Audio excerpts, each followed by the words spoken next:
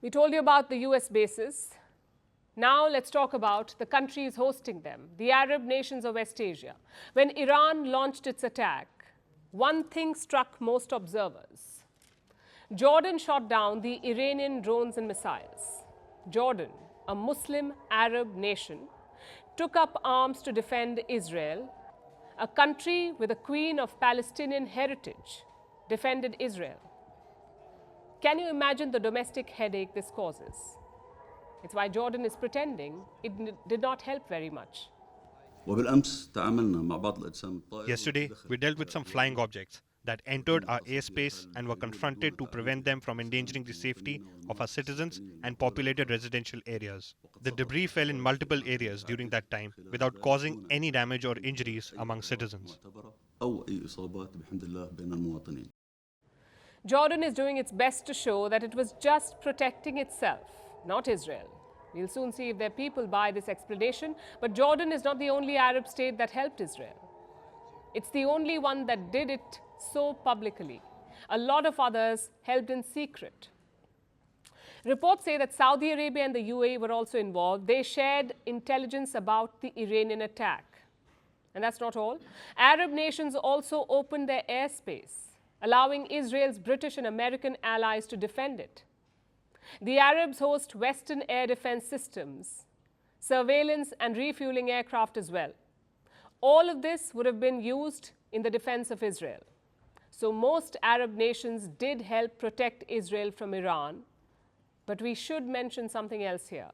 This was not some betrayal of the Iranians or the greater Muslim cause for that matter. It's nothing like that. Iran wanted the Arab countries to pass along this information to the US. Tehran likely wanted the attack to fail.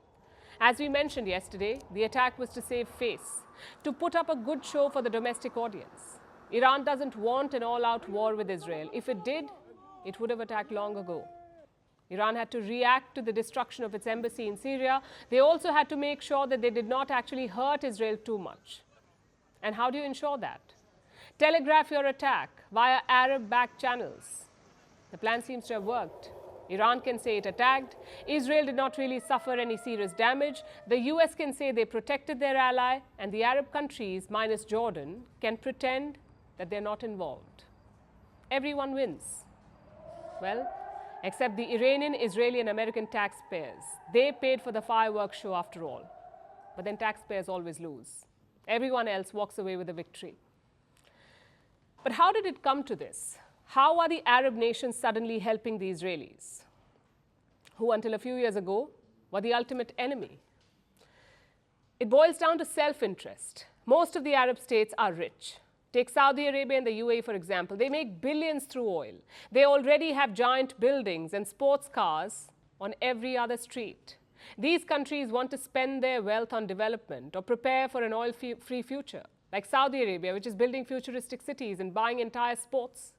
These rich Arab states do not want to be slowed down, especially because of a war between two of their former enemies. If a war breaks out, everything goes up in smoke. Arab airspace will be compromised regularly. Misfired weapons will damage their infrastructure. Their air bases will constantly be used by the US, making them targets. It will be almost impossible for the Arab nations to avoid getting sucked into this conflict, so they would rather just avoid the war altogether and focus on improving their nations. They've been trying to do this for years now.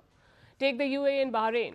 These two countries recognized Israel back in 2020 after the US-led Abraham Accords. It took years of diplomacy to bring this about, to de-escalate the situation between Israel and the Arab nations. Saudi Arabia was widely expected to follow suit, but hopes for that were dashed last October with the Hamas attack and the following Israel-Hamas war.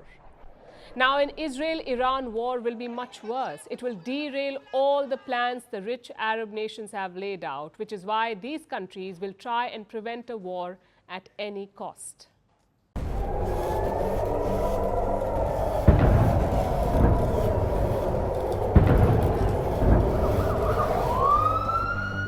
Iran has launched a direct attack from Iranian soil towards the state of Israel.